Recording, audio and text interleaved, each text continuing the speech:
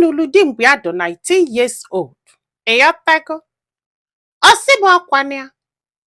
Si ya na di ya wee nọrọ na ya mụọli ofu nwa nwaanyị. Fana bụ na-eme ọfụma, meketa ọfụma ife wee chenjie. Di ya wee sị ka o jebe obodo oyibo. Ka adụshọda na ha ama nta afụfụ. Ya wee kwelụ.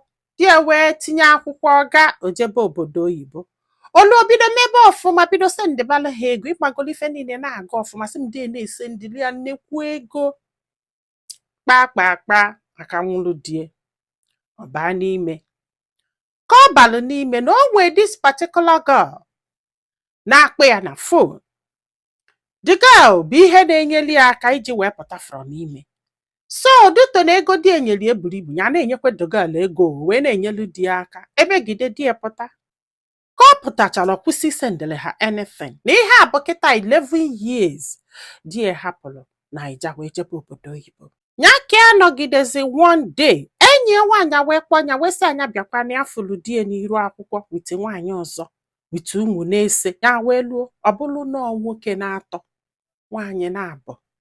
O wee bụrụ nọọ that very particular lady ya na-enye ego na-enyelu di ya aka.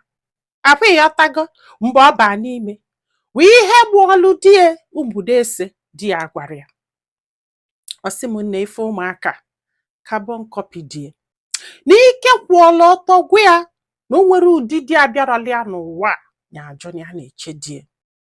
Ọ sị m nne na this girl bụkwa Nigerian girl is not like onye ọcha ka di ya nụrụ ka o wee nweta akwụkwọ. Mbakwa no nwaanyị ibie.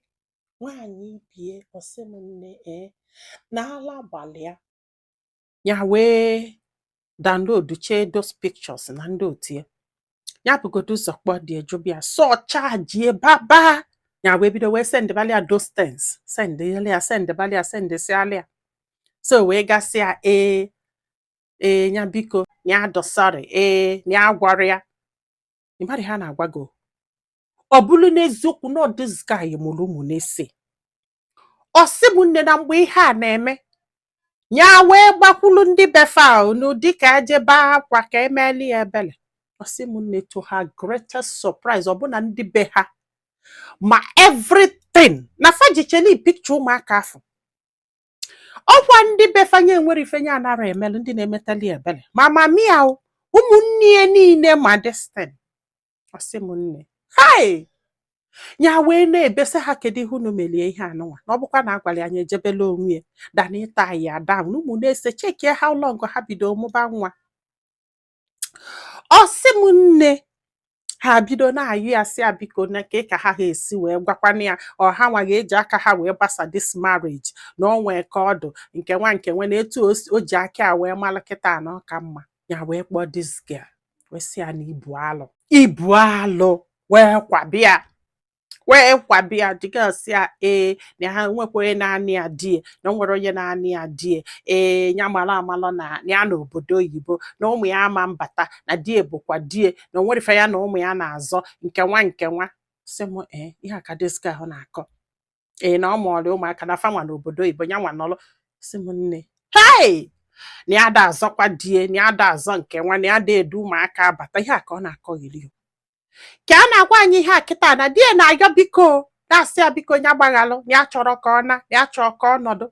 Nwanne nwaanyị asị na mgbe ihe a mere ya kpọgwa nwanne nwoke ya ọbịa sị ya tọrapụ this girl ọjọ ka ọ mụsịrị ụmụ na-ese ya gwakwa ya tọrapụ this girl ka o jebele onwe ya na agbatakịrị malụ mma nwaanyị ka ọ chọọ dị ọzọ. Ọ sị ya gịnị na ya ma mmie na ọrụ ego ka ya mee n'isi na ife bụ nke na ya mere ego n'isi na ndị befesi anya hapụ the marriage ya na taba ihe ọfọlụ ka o mebe wite ofu nwa ya na ya dị 35 years old na ya na-agwa anyị ha. So nwanne m kedu filo na ndị befesi anya hapụ the marriage ya na taba ihe ọfọlụ ka o mebe wite ofu nwa ya onye na-abanume ihe ndị be ha kwuru hapụ this marriage gaa iru ka onye nọ n'ebe die na-ayị ya ụmụnne die na-ayị ya. Ndị be anyị daalụnụ ka ọ dị n'ụbọchị ọzọ.